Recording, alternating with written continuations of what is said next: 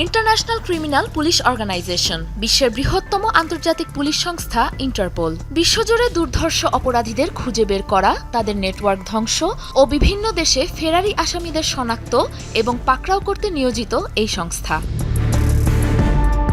Most wanted তালিকায় থাকা দুর্ধর্ষ অপরাধী বা কোনো চক্রের কর্মকাণ্ড যখন দেশের সীমানা ছাড়িয়ে অন্য কোনো দেশে চলে যায়, তখন সেই অপরাধ দমন ও অপরাধীদের পাকড়াও করতে আন্তর্জাতিক সহায়তা দিয়ে এগিয়ে আসে সংস্থাটি, যার সদস্য বর্তমানে ১৯৬ দেশ।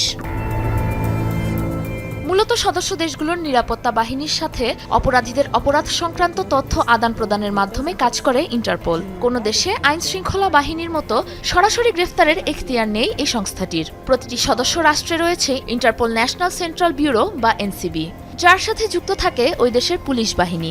নীতি নির্ধারণ, কার্যপদ্ধতি, অর্থায়ন সহ ইন্টারপোলের বিভিন্ন কার্যক্রমের বিষয়ে সিদ্ধান্ত নিতে সদস্য রাষ্ট্রগুলো নিয়ে প্রতিবছর একটি সম্মেলনও আয়োজন করে আন্তর্জাতিক এ সংস্থাটি।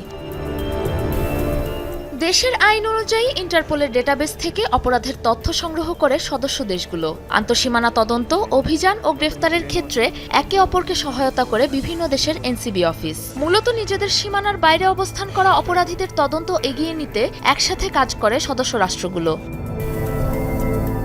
কাঠামোগতভাবে একটি দেশের পুলিশ প্রধানের সাথে কাজ করে এনসিবি। ইন্টারপোলের সদস্য হিসেবে বিভিন্ন অ্যাডভান্সড ট্রেনিং এর মধ্য দিয়ে যেতে হয় পুলিশ সদস্যদের। যে কোনো পরিস্থিতিতে আইন শৃঙ্খলা রক্ষাকারী বাহিনীকে তাৎক্ষণিক ব্যবস্থা নেওয়ার নির্দেশ দেওয়ার এখতিয়ার রাখে এই নিরাপত্তা সংস্থা।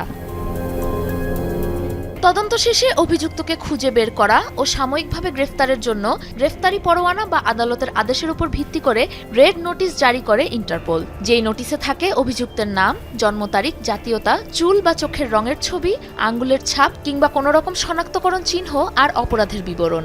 এই দুই ধরনের তথ্যের ভিত্তিতে জারি করা পরোয়ানাটি মূলত একটি আন্তর্জাতিক সতর্কতা। বর্তমানে বিশ্বজুড়ে ৬,৪৪২ জন রয়েছে এই রেড নোটিশ লিস্টে, যার মধ্যে ভারতের ২২৮, পাকিস্তানের ১৭১ এবং যুক্তরাষ্ট্রের শখানেক কুখ্যাত সব অপরাধী। ইন্টারপোলের আনুষ্ঠানিক তথ্য ও বাংলাদেশ পুলিশ এনসিবি শাখার রেকর্ড থেকে জানা গেছে, বাংলাদেশের অন্তত ৫৯ অভিযুক্ত রয়েছে ইন্টারপোলের রেড নোটিসের আবেদনের তালিকায়, যাদের মাঝে রয়েছে সাবেক প্রধানমন্ত্রী শেখ হাসিনা, ওবায়দুল কাদের সহ আওয়ামী লীগ সরকারের অন্তত ১২ জন। এছাড়াও তালিকার প্রথমেই রয়েছে হত্যা মামলার আসামি রাজু ঢালি, রবিউল ইসলাম ওরফে আরাফ খান, চট্টগ্রামে ৮ হত্যা মামলার আসামি সাজ্জাদ হোসেন, শীর্ষ সন্ত্রাসী কালা জাহাঙ্গীর, জিসান, গোলাম ফারুক অভিসহ অনেকে। কূটনৈতিক চ্যানেলের মাধ্যমে যোগাযোগের পর মামলার ভিত্তির উপর একটি মেমোরেন্ডাম জমা দেয় দায়িত্বরত এনসিবি দফতর, যার উপর ভিত্তি করে সংশ্লিষ্ট দেশের আটককৃত অপরাধীদের আইনি হস্তান্তর প্রক্রিয়া চালায় দেশটির স্বরাষ্ট্র ও পররাষ্ট্র মন্ত্রণালয়।